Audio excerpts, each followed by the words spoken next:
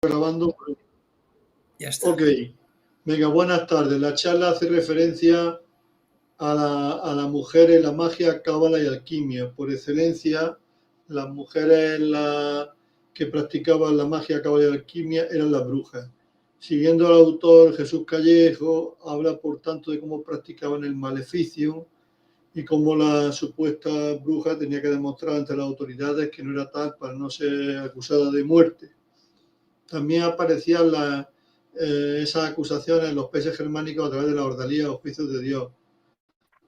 Judicial o juicio de Dios clásico, la ordalía del hierro candente, la ordalía de los alimentos, la prueba de las candelas, la ordalía del agua caliente, la ordalía del agua fría. En palabras del profesor Brusser, la inmersión de la bruja consistía en atar a la acusada de manos y pies y arrojarla dentro del agua. Si se hundiera, señal de que el agua, creación de Dios, la aceptaba. Y entonces era que declaraba inocente, pero si flotaba, entonces era acusada. En España, como he dicho, también fueron reprobadas por muchos autores de la Edad Media y el Renacimiento. Siguiendo a Joan Culiano de la obra Eros, Imagen y Renacimiento, también habla de las brujas en su relación con la neumofantasmología erótica, y en el soneto de Subita Nova explica la experiencia de cómo no se consume en un círculo neumático, pero en un cierto sentido la bruja, es decir, como un trasvase de espíritu que presupone una cierta reciprocidad. Y cómo habla, por tanto, del delicioso tormento fiel del amor. Con Subita Nova, Dante penetra en el campo misterioso de nuestros rudimentos en la psicología medieval, que no son aún suficientes para explicarlo, el sueño y la visión. O sea, cómo estas brujas también pues, tenían este sueño, esta visión, a través de lo que Culiano dice la neumofantasmología erótica. El historiador de las religiones por excelencia, conocido Mircea Eliade,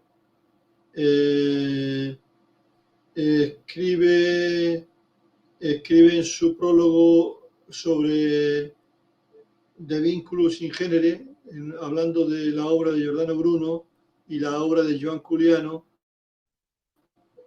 cómo Marco Ficino había identificado el Eros con la magia. Y Giordano Bruno siguió hasta sus últimas consecuencias las posibilidades operacionales de la magia erótica. Y cómo aparecían en la imaginación fantasmas de naturaleza y de origen eróticos, etc.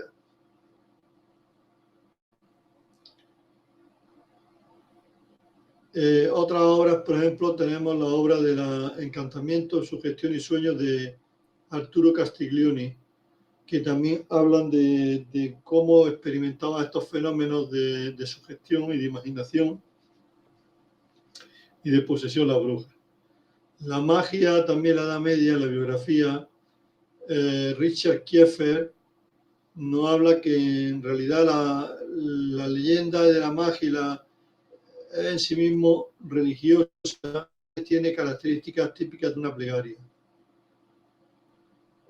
Muchas veces, por ejemplo, se pone de ejemplo un caso parecido como el de un cura que receta para el dolor de muelas que empiece con la leyenda o que rece a San Pedro, y como al santo le duele los dientes a causa de un gusano. Cristo lo ve sentado en una piedra con las manos reposando en su mejilla y le cura e implora al gusano que se marche en nombre del Padre, el Hijo y el Espíritu Santo, ¿no? Por un curamiento, uso apotropaico, ¿no? Del carácter de la religión. Y la curación de Cristo se convierte en un arquetipo por ese poder de invocación, curar las propias afecciones dentales.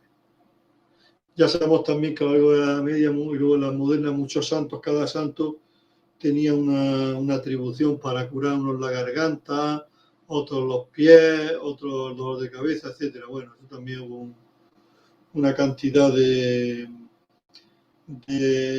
devocionarios, santos bendecidos por la Iglesia, que ahí no forman parte de la brujería, pero que se usaban también para como como oración curativa o rogativa de las enfermedades. Siguiendo el manual de Borstum, es un manual de demología mágica, el procedimiento concreto de la curación no se puede explicar. Y simplemente, por ejemplo, el consejo de usar el tetragramatón y usar las palabras sin sentido, res, pac, nas, in Cristo, filio suo, son fórmulas litúrgicas de este manual de terminología religiosa que van destinadas a usos mágicos. Por ejemplo, para una mujer con problemas menstruales, el libro recomienda escribir las palabras de la misa por él, con él y en él, y colocar el pedazo de papel en la cabeza de la mujer afectada. O caracteres mágicos como el remedio contra la epilepsia. Primero se pone una venda de la piel de venado alrededor del cuello del paciente y luego se le ata con la enfermedad a la venda y siempre se cita a la Trinidad, el nombre del Padre, el Hijo y el Espíritu Santo, y finalmente se entierra la venda junto a un cadáver. Así, por una magia homeopática de transferencia, se transfiere al paciente, del paciente a la venda, y se relega a un lugar seguro donde ya es el reino de los muertos, se entierra con un cadáver.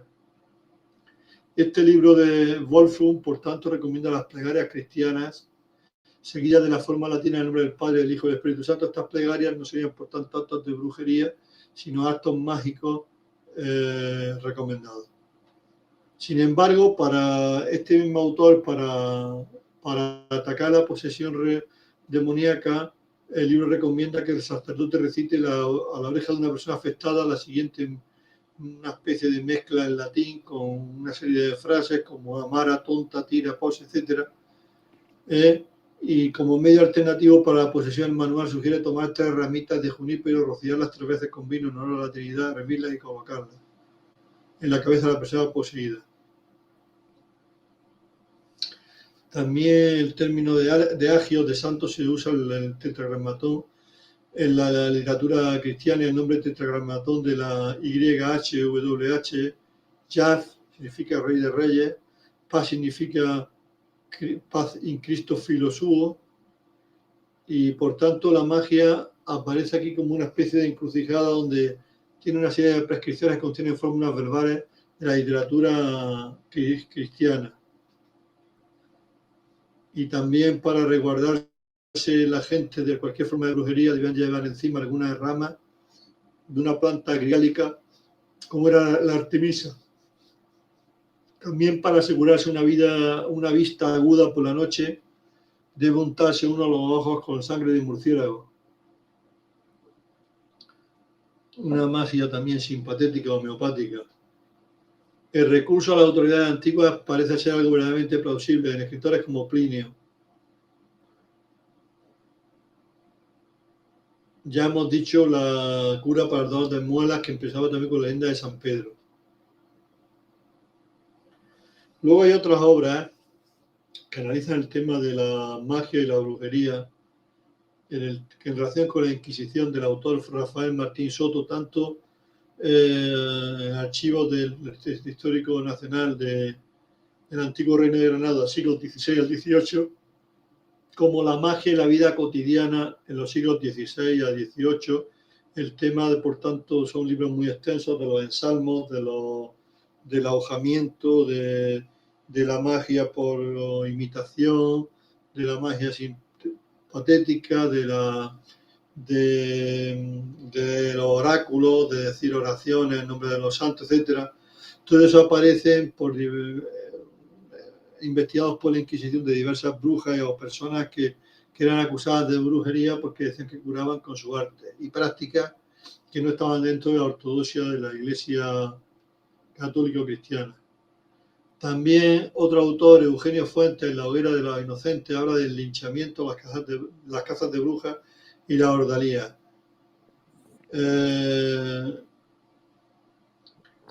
Y por tanto,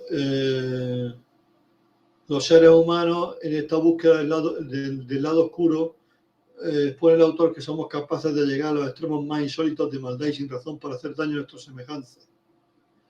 Y lo que investiga, por tanto, el autor es un repaso un repaso de todas las técnicas de daño, de coerción y tortura que en este caso las brujas que practicaban la magia, la cábala, la alquimia, recibían. También hubo algún hombre, pero siempre eran más casos de mujeres.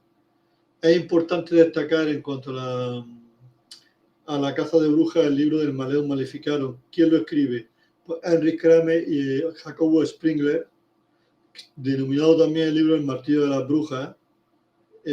Junto a este libro, este fue en Europa, y luego en España el libro que hace Pedro Ciruelo, el maestro Ciruelo, que habla de la reprobación de la superstición y hechicería, el libro muy útil y necesario para todos los buenos cristianos que se edita en Salamanca en el año 1538. Vamos a centrarnos en el Maleum Maleficarum, y es un libro exhaustivo sobre la caza de brujas que después de ser publicado en Alemania tuvo docenas de ediciones. Y esta obra es notoria por su uso en el periodo como en la época de final de la Edad Media y principio de la Moderna hubo mucha histeria por la caza de brujas, alcanzó su máxima expresión en los siglos XVI y mediados del XVII. Kramer y Sprenger presentaron el libro El Maleus en la Facultad de Teología de la Universidad de Colonia en 1487. Sin embargo, no se editaría hasta más tarde. La influencia del Maleum Maleficarum se vio incrementada por la imprenta y con la bula de Inocencio VIII Summi Desiderante Affectivus, desear con fervor supremo, que es una bula papal muy importante relativa a la brujería, emitida por el Papa Inocencio VIII el 5 de diciembre de 1484, como una condena de todas estas prácticas que habían tenido mucho auge, como digo, a final de la Edad Media ya y principio de comienzo entrante de la Edad Moderna. La temática que aborda en este estudio y condena de la caza de brujas, por un lado está la primera parte que trata de los tres concomitantes necesarios de la brujería, cuáles son el demonio, un brujo y el permiso de Dios Todopoderoso. Y hay una serie de preguntas sobre la creencia de que seres como la bruja si existen, y eso es parte esencial de la fe católica, que mantener con obstinación la opinión contraria tiene un manifiesto sabor herejía. Y por tanto no es una herejía afirmar que las brujas existen, sino que es una realidad. Otra pregunta es si concuerda con la fe católica la afirmación de que para producir algún efecto de magia el diablo tiene que colaborar íntimamente con el brujo, o sin embargo el diablo sin el brujo o la inversa pueden producir ese efecto. Otro es cuál es la fuente o fuerte o la causa del fuerte aumento de la obra de brujería y de dónde nace. Otro es acerca de la problemática de las brujas que supuestamente copulan con demonios y por qué las mujeres son sus principales adictas a las supersticiones malignas y por qué la superstición se encuentra ante todo en las mujeres y qué tipo de mujeres hay que distinguir en esas preguntas son supersticiosas y brujas antes que ninguna otra. También se pregunta si las brujas pueden embotar el poder de gestación o obstruir el acto venéreo.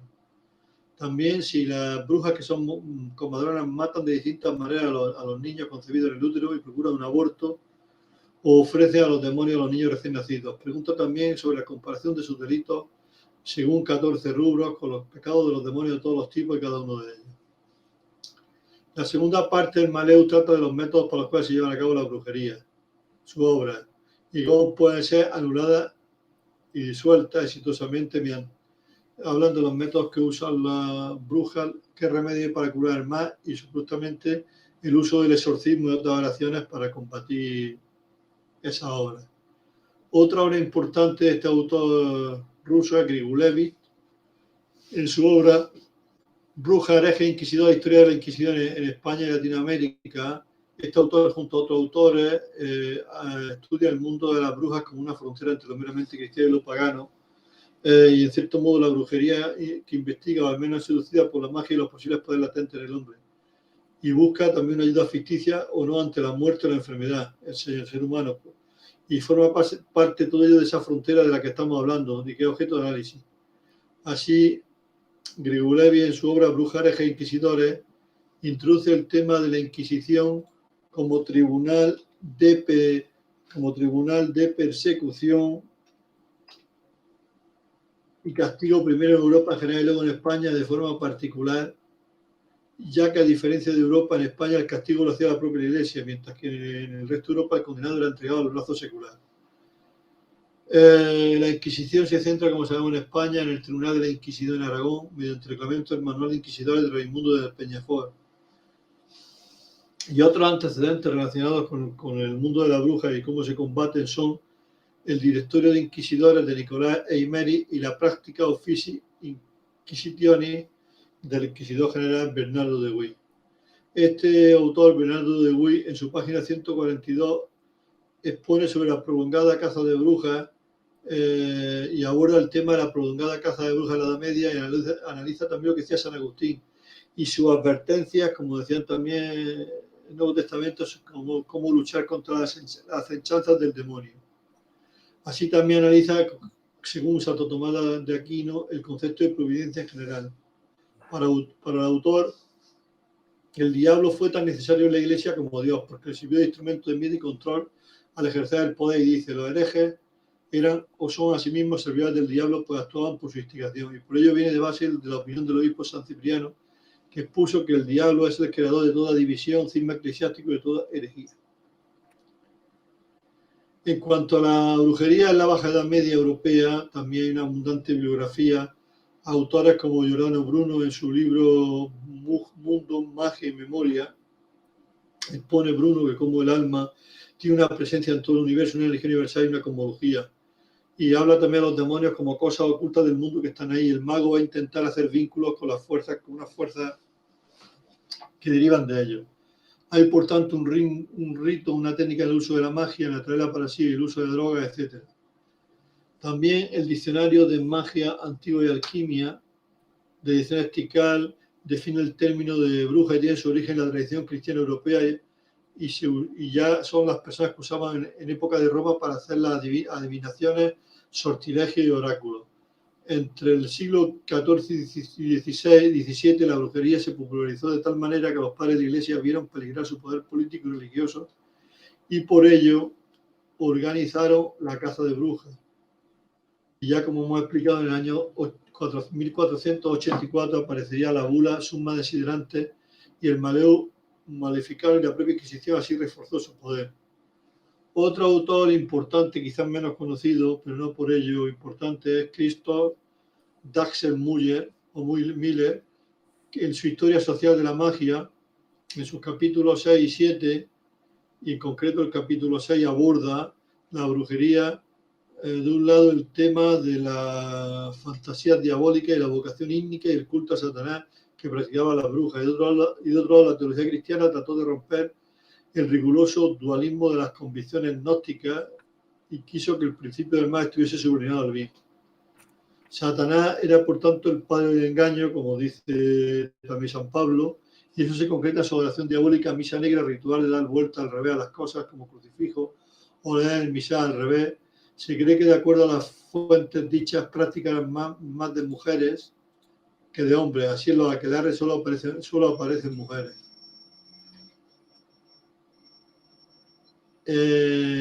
A su vez, hay conexiones con el gnosticismo y otras herejías.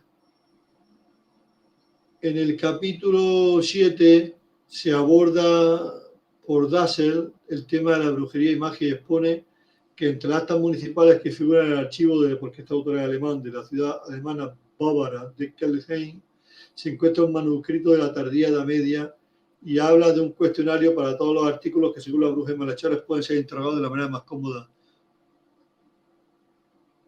Se ha denominado martirio de las brujas de Kelheim, y así se les pregunta sobre una confesión general y los elementos fundamentales, sobre los maleficios, averiguaciones, averiguar qué polvo y ungüentos usaba la bruja. Había que también que interrogarla en cuanto a la ortodoxia y los delitos contra la verdadera fe. Se hacían también preguntas sobre la práctica del sabá y la bruja, y estudia también cómo esa persona llegaba a ser bruja. Otro autor importante en su arte Maleficorum, brujas, magos y demonios es María Jesús Zamora Calvo. Analiza la autora también cómo la magia se convierte en brujería cuando la tendencia por dominar la fuerza de la naturaleza adquiere un carácter nocivo. Y muchas veces los maleficios están ideados no para curar, sino para producir daños, enfermedades, pobreza o cualquier otro infortunio en la persona. Y distingue, por tanto, el hechizo de lo que es la magia normal, que es la práctica del maleficio. Este tipo de obras que se denomina en latín maleficio en inglés, witchcraft, brujería, aparecen a lo largo, por tanto, del siglo de oro y anteriormente. Los autores de estas fechorías suelen recibir el nombre de maleficios, maleficae, palabras latinas empleadas para identificar a los brujos y brujas durante la Baja Edad Media y Edad Moderna. También otros autores como Leva Briand, o también otro libro sobre el espejo de brujas, mujeres travesoras a través de la historia, también de María Jesús Zamora y Alberto Ortiz. Aquí la autora analiza lo que llama un clásico de la brujería, la magia y la demonología, y un catálogo de tratados sobre magia y demonología y brujería, que es un poco el resumen que estamos haciendo. No podemos dejar de anotar al autor Julio Caro Baroja, el antropólogo, en sus Vidas Mágicas e Inquisición, tomo 1, y luego este libro también de los primeros, muy importante en España, Julio Caro Baroja, Las brujas y su mundo. Analiza el tema de la brujería desde el punto de vista de la antropología cultural y social, este fenómeno, y luego lo más de todo es que lo hace un puente o lo relaciona con la historia, y acude por tanto a las fuentes históricas medievales y de la Edad Moderna, hace un análisis socioantropológico y luego lo conecta y luego hace una reflexión sobre la actualidad.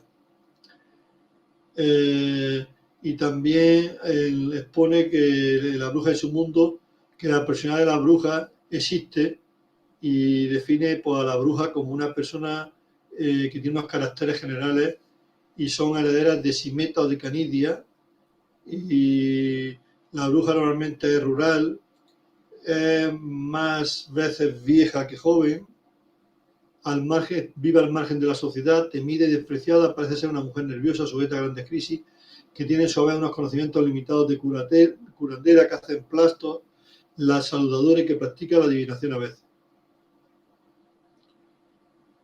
Dejando a un lado las fantasías, esta mujer usa polvos maléficos, ungüentos hechos de los sapos, y hay que reconocer que la bruja también puede recurrir con frecuencia a estupefacientes para alcanzar ciertos estados de ensueño en ella y en otros, como son las plantas que hay en el Mediterráneo, que tienen carácter, que son drogas, ¿no? Alucinógenas, ¿no?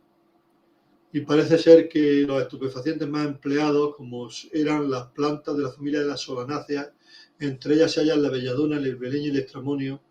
Más hacia oriente se usó la escopelia y en áreas mediterráneas la mandrágora, plantas peligrosas que en una dosis alta pueden causar daños. Eso es lo que daría lugar al viaje y a las visiones. En cuanto a la autora Norma Blázquez-Graf, también su obra El retorno de las brujas, incorporación a aportaciones críticas a las mujeres a la ciencia, también expone que hay un acuerdo entre las causas existentes de tipo histórico y sociológico de la cacería de brujas, que esto se debe a los cambios y conflictos religiosos de la época, a los cambios sociales, el control del Estado y los cambios legales, los cambios intelectuales y las transformaciones en el pensamiento de los tipos de creencias.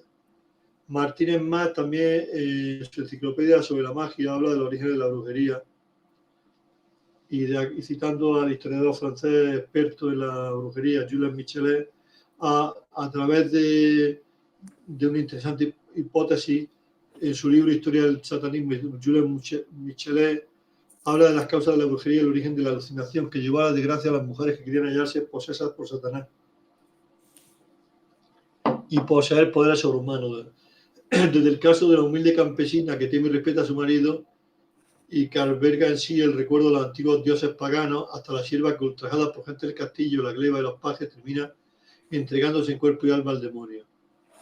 Y por tanto, Michelet, la bruja, es un arquetipo como resultado de una profunda frustración sexual de la mujer en la Edad Media, teoría de la que muchos autores han adherido posteriormente. También Michelet, en su obra La bruja, estudia la superstición de la Edad Media, estudia en sus diversos capítulos por qué desesperó la Edad Media, por qué aparece el Satán como médico, los hechizos, los filtros, los aquelarres, la misa negra. El autor describe a este personaje colectivo que es la bruja de la Edad Media hasta la vuelta de la Edad Contemporánea. La bruja está claro que es una mujer disidente, no hereje, pero porque no hace nada de herejía, es decir, no inventa nada, pero sí disiente de la religiosidad establecida. Es una mujer, la bruja, que es apaleada, violada, marginada, insultada, temida y quemada. A pesar de lo anterior, una sociedad de estatus cultural bajo tuvo en parte su parcela de poder e influencia. Otro autor, Neville Drury, habla de la magia y hechicería del chamanismo, los cultos tecnopaganos, cita también la magia medieval y los juicios de las brujas, y hace una conexión, aquí esto es un tema importante, entre la brujería y la conexión con la tradición hermética y la alquimia. La magia pasa a ser de una brujería de bajo nivel, cuando ya hay tradición hermética y alquimia, alta magia, y a ser jugada, pues se la tiene como una amenaza de un pensamiento espiritual y práctica que procede del diablo y sacrilega. También hay observaciones previas. El autor estudia el ambiente social y imaginación de la mujer. También hay causa de la búsqueda de la curación porque hay epidemia de desarrollo demográfico, como fue la peste. Aislamiento en la aldea y las mujeres practicaban la medicina natural y popular porque no había médicos o personas que practicasen la medicina. También hay un crecimiento de la ciudad de la Baja Edad Media y la búsqueda de la cultura. Y la mujer vio una vía de escape en el estudio de esas artes y prácticas diferentes a las normalmente aceptadas, como una vocación de ayuda o como una proyección de su personalidad atada y cohibida en una sociedad patriarcal. También el resurgimiento con fuerza, como hemos dicho ya, en el origen del renacimiento, del paganismo y el neopaganismo, y surgen con fuerza las costumbres y tradiciones relacionadas con la medicina, la magia y la búsqueda de la sanidad y felicidad. Vemos cambios en cada época histórica y la brujería ha sido, por tanto, un fenómeno cambiante en cada época hasta llegar a desaparecer o sea asimilada de forma natural por la cultura. Pero es un fenómeno que no compite con la religión en una sociedad claramente secularizada actualmente.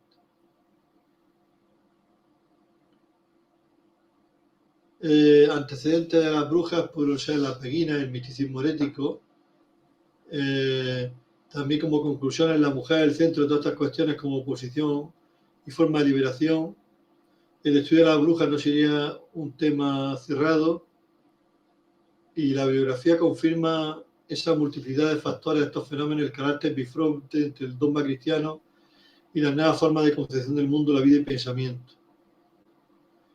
En cuanto a la temática de la cábala y la alquimia, pues voy a citar diversos autores para no enrollarme mucho, como Giovanni Pico de la Mirandola, en su mito Cábala y Alquimia, analiza la relación de la cábala con la magia y el mito. P. Christian, en el estudio de la magia y la fatalidad a través de los tiempos y los pueblos, pues también aparecen del estudio de las creencias y aparición de seres sobrenaturales, el carácter mágico, la aparición de los oráculos, el más allá y el paganismo, el uso de los talismanes, la creencia en la existencia mitológica de los duendes, enanos, elfos, hadas, ninfas y por tanto su conexión con las culturas celtas y escandinavas, la astrología y los planetas, el concepto como el sabbat, el exorcismo, el uso de las estrellas de 5 puntas como algo maléfico, los malos y buenos espíritus y la relación con la bruja.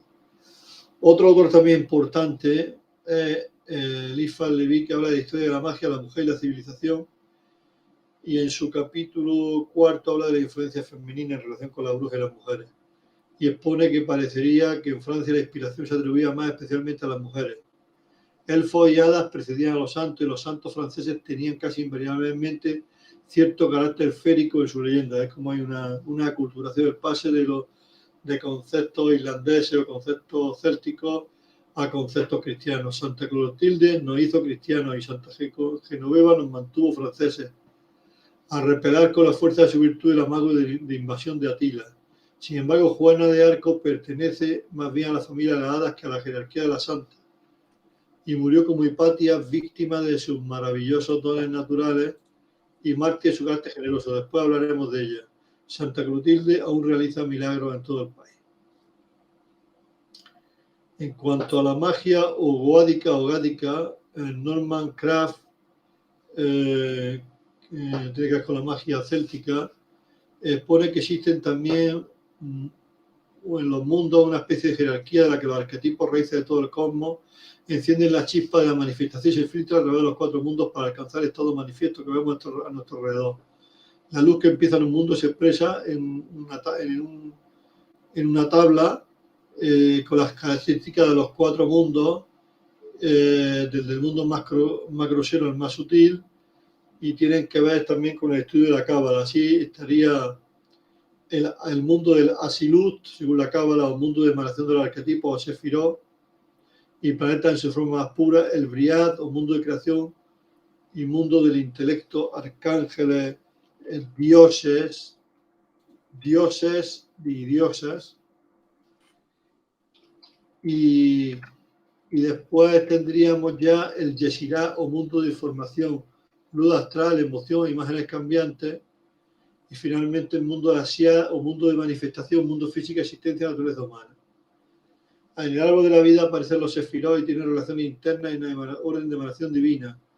Y en esa búsqueda del rayo con los sefirot, es como se puso un equilibrio, y ese equilibrio en el estudio de la persona y de la meditación sobre él es lo que se conoce como el árbol de la vida.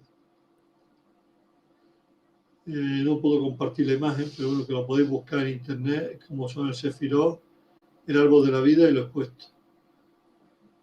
La triada, por ejemplo, superior, los tres primeros sefirot son la corona, sabiduría y entendimiento, forman junto a la triada superior y simbolizan los tres aspectos primeros del conocimiento.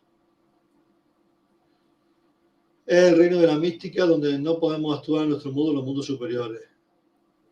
Y posteriormente, Keter explica que es la primera sefirá, la corona. Es el primer estado de existencia de luz y de gloria puro en unidad perfecta.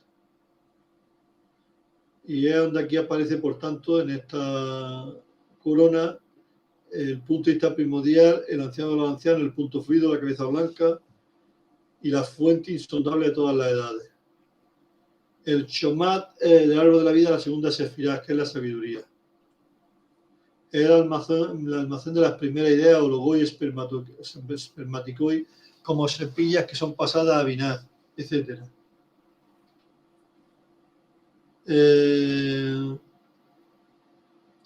Para el autor, no es infrecuente referirse a la Cábala como ella, aunque los sefirot pues no son andróginos, es decir, poseen características de ambos sexos. La tercera parte del árbol de la vida sería el sefirá, el entendimiento, del que emana el principio elemental de la maternidad divina, la sabiduría receptiva que recibe las semillas del chomán en la formación de todo lo que tendrá existencia en los reinos de la luz y vida. La cuarta es la cheseo, misericordia, tierra de bondad, que es la magnificencia. La quinta es la geburá, la fuerza también llamada poder y juicio.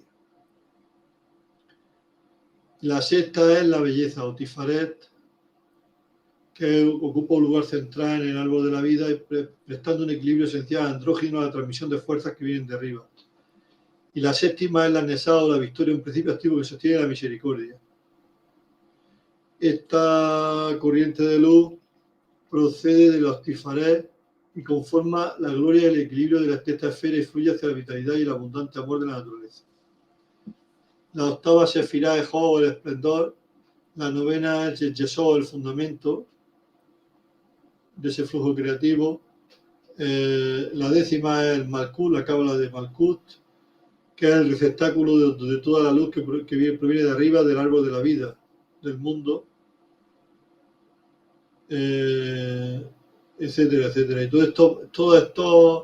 estas 10 sefirot, en los 4 mundos que hemos expuesto antes, se interrelacionan y tienen también relación con Dios. Otro autor importante que habla sobre la magia y la cábala es el Tratado Esotérico de Teurgia de Samuel Aun Weor. Este hombre es gnóstico, y la teurgia como es una ciencia de práctica de la magia que nos permite invocar a los seres inefables de los mundos superiores para recibir de ellos su misma enseñanza, y distingue entre teurgia, goecia y espiritismo. La goecia nos enseña a invocar a las entidades puramente tenebrosas. El espiritismo, mediante ciertos sujetos pasivos, permite comunicarnos con el más allá. Pero, por desgracia, los centros espiritistas realmente solo concurren a la sombra de los fallecidos. Y de ahí la necesidad que haga falta un medium, etc. Luego, el autor abarca los estudios superiores de teurgia. Hemos dicho que la teurgia es la ciencia que permite invocar a los seres inefables de los mundos superiores. El teurgo, por tanto, o mago, tiene que saber moverse en el plano astral y realizar esas invocaciones en el plano astral, y también puede hacer invocaciones de alta teurgia en los más elevados mundos de la conciencia cósmica. El teurgo tiene que ser diestro en el mundo astral y puede salir a voluntad o entrar y dominar la mente, la voluntad, etc. Bueno,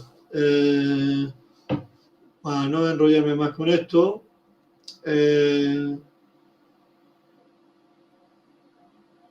también hay una conexión con los misterios egipcios a la hora de practicar esta magia y con la pirámide de Kefren, ¿vale? Y hay una serie de técnicas para abandonar el cuerpo físico y para hacer todas estas cuestiones.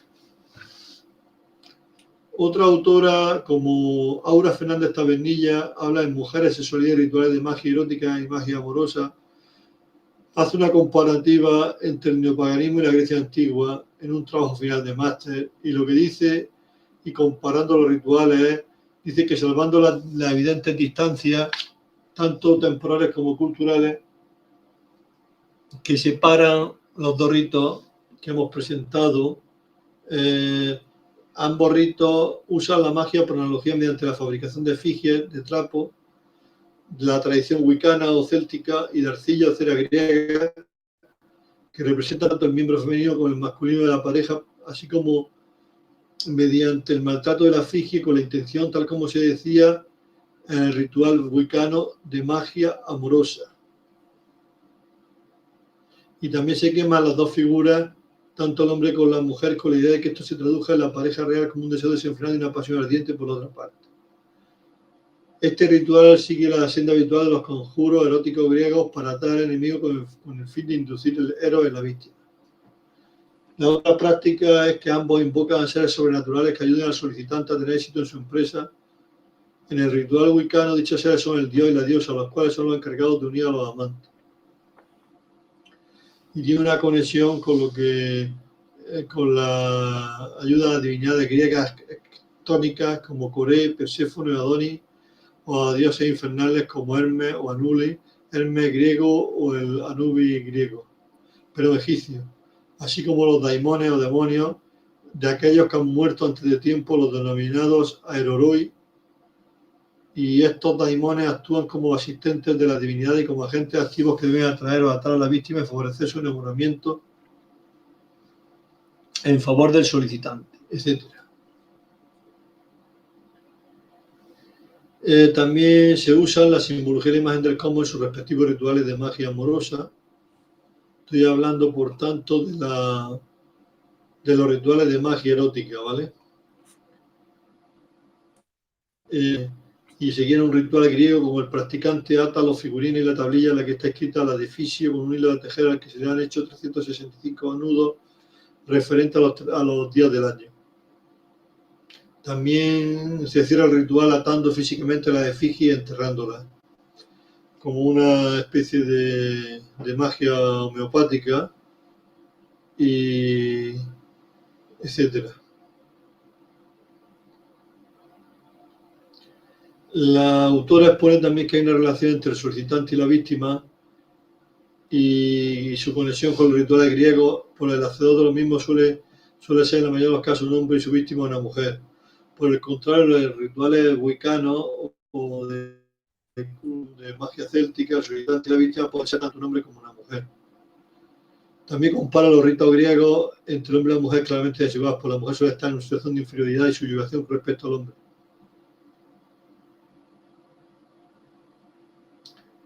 La mujer, en el caso que está analizando la sociedad griega, era un elemento subordinado al deseo del hombre.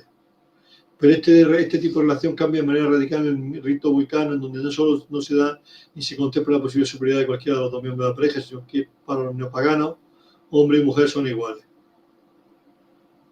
El objetivo que busca el hacedor del rito griego y el practicante wicano son diferentes, pues el primero parece que solo busca a primera vista un deseo puramente sexual, y sin embargo el otro busca otras cuestiones más superiores o más espirituales. Los wicanos, por tanto, usan la magia amorosa para atraer esa relación permanente con la persona. Y expone la autora también por la importancia del neopaganismo en esta magia erótica y en relación con la brujería y la magia. Que no quiero leerlo todo porque esto es muy largo. Por último, V. Michelet, hablando del tema de las mujeres y su iniciación en las tradiciones del secreto, en su obra El secreto de la caballería, como sabemos, la mujer también adquirió una aureola azulada en el mundo caballeresco y así en el proceso de los templarios los acusadores han insistido en su misoginia, en su odio de las mujeres de forma muy especial. Sin duda, los dirigentes temían que sus afiliados pudieran ser presas de la seducción femenina, pero la sociedad organizada, por ellos querían conceder a las mujeres el derecho electoral que actualmente le estaba negado.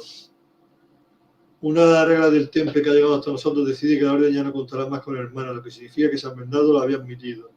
Gracias a un prodigioso golpe de genio, los maestros de la poesía medieval han presentado a la mujer bajo significado como el desteta de Dante, a semejanza de los teólogos que comentan las escrituras, exige del poema un carácter literal, alegórico y moral, como es el caso de la Laura de Petrarca, o Dante con su Beatriz y los vapores dorados de la anagogía. Junto al caballero, por tanto, aparece la dama, la criatura femenina dominadora de su propia y fatal debilidad, que le da una fuerza interior y no ya una mujer, sino la encarnación de un misterioso amor. En cuanto a las mujeres y la alquimia, Mircea Eliade expone y enlaza a las mujeres con el fuego y a las hechiceras. Y en su obra importante de Mircea Eliade, el herrero y el alquimista, expone que advirtamos que de todos modos que producir el fuego en el propio cuerpo es un signo de que ha trascendido la condición humana. Según los mitos de algunos pueblos arcaicos, las hechiceras poseían naturalmente el fuego en sus órganos genitales y de él se beneficiaban para cocer sus alimentos, si bien lo escondían a los hombres. Estos últimos consiguieron empero apoderarse de él mediante una estratagema. Estos mitos reflejan tanto la reminiscencia en ideología matriarcal como el hecho de que el fuego producido por el frotamiento de dos trozos de madera, o sea, de una unión sexual, se consideraba contenido en aquel de los dos trozos que simbolizaba a la hembra. Gracias a este simbolismo, la mujer en este nivel cultural naturalmente es considerada hechicera, pero los hombres han llegado a dominar el fuego y los hechiceros acaban por ser más y más numerosos que las hechiceras. Otro autor, Conselier, habla en la alquimia explicada sobre los textos clásicos, habla también de los espíritus ligeros y de cómo las imágenes que nos ofrecen aparecen parejas de alquimistas, hombres y mujeres, que una de las tareas de la alquimia era recoger el rocío suministrado por la naturaleza, y cuanto más abundante y mejor en la primavera. Y también habla del carnero y del toro usado en la alquimia. Silva Mascuñana, Luis, también, la obra Alquimia tras la piedra filosofal, también analiza la importancia de la mujer en relación con el vulcano lunático y cómo hay una conexión entre el dios del fuego, Vulcano, y la metalurgia, los metales, la técnica de los metales, que entre los alquimistas representa el fuego interno de la tierra, como indica muy bien Vulcano, y es una similitud de que estos metalúrgicos y estos alquimistas tenían un símbolo de fuego secreto, ¿no? Tampoco podemos dejar pasar, hablando de la alquimia, sobre la psicología de alquimia, al psiquiatra suizo Carl Gustav Jung, donde habla también de cómo cita a Ripley cuando la cita a Cristo, cuando dice: yo, si fuera levantado de la tierra, traeré todo hacia mí. Desde el punto de vista arquetípico, explica cómo las partes del hombre son crucificadas y privadas del elemento vital, y cómo el hombre y mujer se prometen mutuamente y son enterrados al mismo tiempo y después vuelven a la vida por mediación del espíritu. y tanto el cuerpo como el alma son transfigurados en ese proceso alquímico. Y allí arriba, por tanto, cuando son levantados, son atraídos por la dignidad de ella. Otro autor importante es Raimund Arola en su obra Alquimia y Religión, y describe cómo Paracelso afirmaba que a la palabra y la obra están unidas.